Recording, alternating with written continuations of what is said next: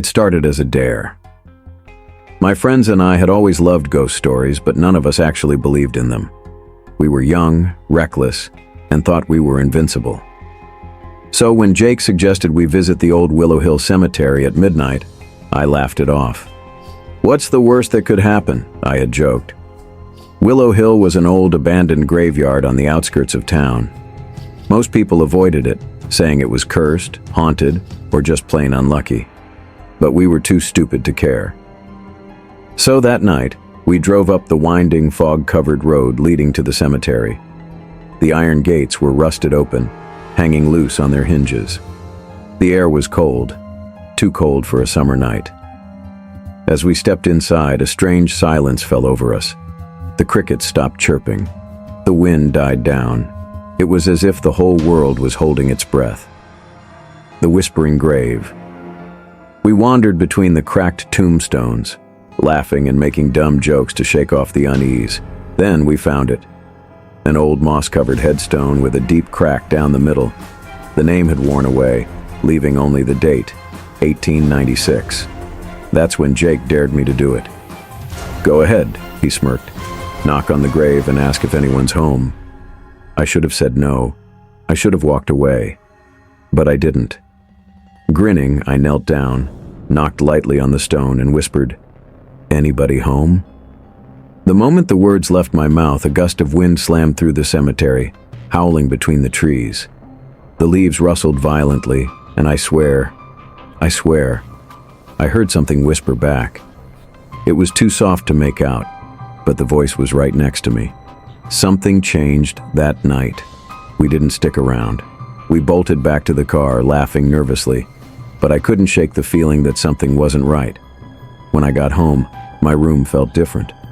The air was heavy, the shadows in the corners darker than usual. My cat, Luna, refused to come inside. She just sat at the doorway, staring into the room with wide, unblinking eyes. That night, I dreamt of the cemetery. I was standing in front of that broken headstone. The wind whispered my name.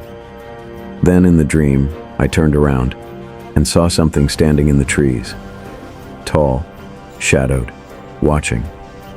I woke up drenched in sweat, my heart racing. But the worst part? My window was open. I knew I had closed it before bed. The figure in the corner.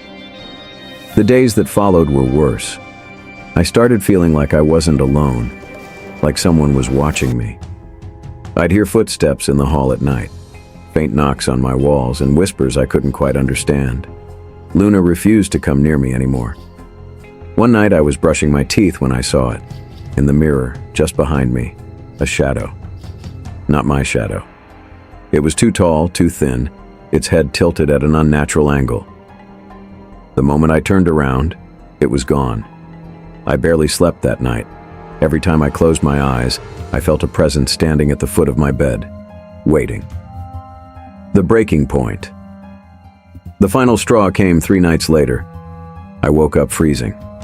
My breath fogged in the air and the room was pitch black. My nightlight had gone out. Then I heard it. Scratching, coming from inside my closet. Slow, deliberate. I sat up, heart pounding.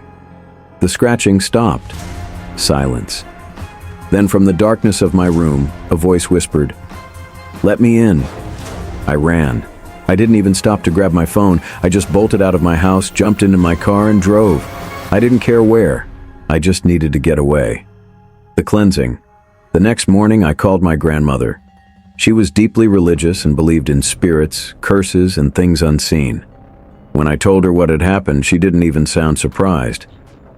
"You brought something back with you," she said. "Something that should have stayed buried."